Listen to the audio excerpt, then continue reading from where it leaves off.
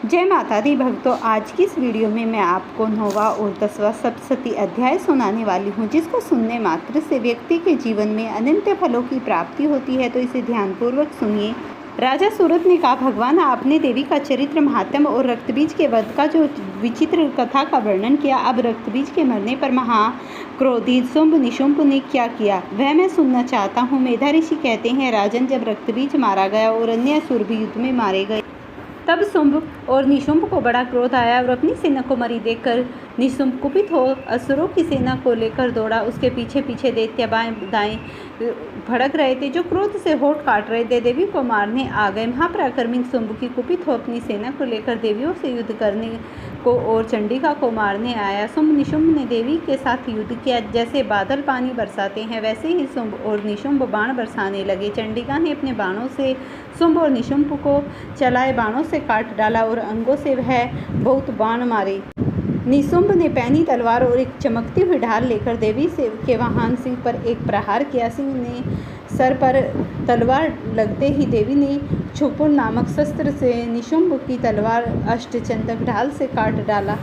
महापराक्रमी निशुंभ के मरने पर उसका भाई शुंभ कुपित हो देवी की ओर मारने दौड़ा। वह रथ पर सवार हो हाथों में बड़े बड़े अस्त्र शस्त्र लेकर लंबी भुजाएं आकाश में फैलाकर भूमि में युद्ध करने आया। आता देखते देवी ने शंख बजाया और धनुष की प्रत्यंचा को टंकार दिया। दैत्यों की सेना का तेज नष्ट करने वाले घंटों के शब्द से सब दिशा भयभीत हो रही थी। देवी ने कुपित होकर शुंभ को शूल से मारा, जिससे वह घायल और मूर्छित होकर पृथ्वी पर गिर पड़ा। फिर उसी समय निशुंभ को तेज आया और वह धनुष लेकर बाणों से काली देवी तथा सिंह को मारने लगा। उसके बाद शुंभ ने 10,000 भुजा बनाकर हाथों में चक्र ले देवी की ओर घोड़ा।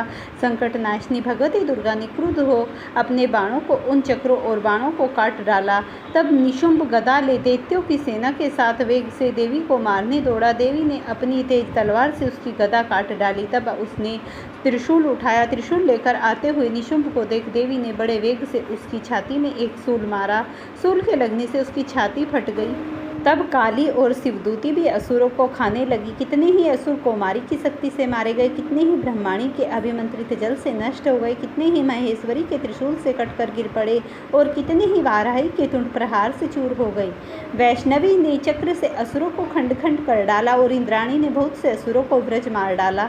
कितने ही असुर अस्त्र शस्त्र से मारे गए, कितने ही घोर संग्राम में डरकर मर गए और बहुतों को काली शिवदूती तथा सिंह ने खा लिया। 9वां अध्याय समाप्त होते ही अब आप 10वें अध्याय का कथासार सुनिए। मेधा ऋषि कहते हैं, प्राणों के समान प्रिय अपने भाई निशुंभ को सेना सहित मरा हुआ देखकर शुंभ कुपित होकर बोला, हे दुर्गे, तुम अपने बल का गर्व न करो। तुम दूसरों के बल पर युद्ध करती हो और अपने पराक्रम का अभिमान करती हो। देवी ने उत्तर दिया, अरे दुष्ट, मैं अकेली हूँ। संसार में मेरे समान दूसरी कोई नहीं है। देखिए, मेरी शक्तियाँ मुझ में ही लीन हो जाती हैं। देवी को यह कहते ब्रह्माणी आदि शक्तियाँ देवी के शरीर में ही लीन हो गई।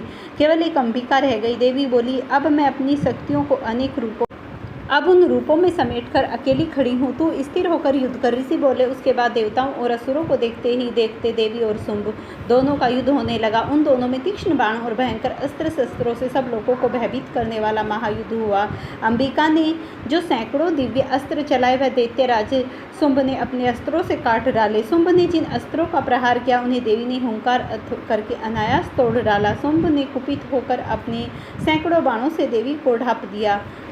जब धनुष कटकर गिर पड़ा, तब उसने एक शक्ति उठाई। देवी ने उसे भी चक्र से काट दिया। जब दैत्यराज शुंभ चमकती हुई ढाल तलवार तब देवी ने अपने तीक्ष्ण बाणों से सूर्य की किरणों के समान चमकती हुई ढाल तलवार को भी काट डाला। उसके सारथी और घोड़ों को भी मार डाला और धनुष को काट डाला। तब मृदुर लेकर देवी को मारने दौड़ा। देवी ने उसके मृदुर को भी तीक्ष्ण बाणों से काटकर गिरा दिया और घूसा तानकर उसके वेग से दौड़ा। उसने देवी की छाती में घूसा मारा। देवी ने उसकी छाती में एक थप्पड़ लगाया। थप्पड़ के लगते ही दैत्यराज शुंभ पृथ्वी पर गिर पड़ा और शीघ्र ही फिर उठ खड़ा हुआ। फिर देवी उछलकर आकाश में खड़ा हुआ। वहाँ भी वह देवी पर निराधार हो शुंभ के साथ युद्ध करने लगा। आकाश में देवी और शुंभ का युद्ध 12 युद्ध हुआ।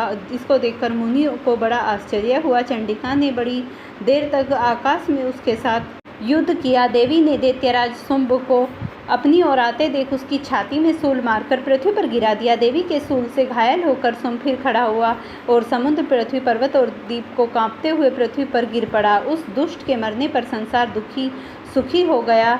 सब प्राणी प्रसन्न हो गए और आकाश निर्मल हो गया। पहले से उत्पात होते थे वह सब शांत हो गए, आकाश निर्मल हो गया और उल्कापात मिट गया। नदियाँ अपने इस मार्ग से बहने लगी, देवता प्रसन्न हो गए, गंधर्व स्वर मधुर में गाने लगे, बाजे बजने लगे, अप्सराएं नाचने लगी, शीतल वायु चलने लगी, सूर्य की किरणें निर्मल हो गई। उसके मरने पर यज्ञ की अग्नि फिर से जलने लगी, दिशाओं में जो हाहाकार मचा हुआ था वह शांत हो गया। इस तरीके से 10वें अध्याय का समापन हुआ।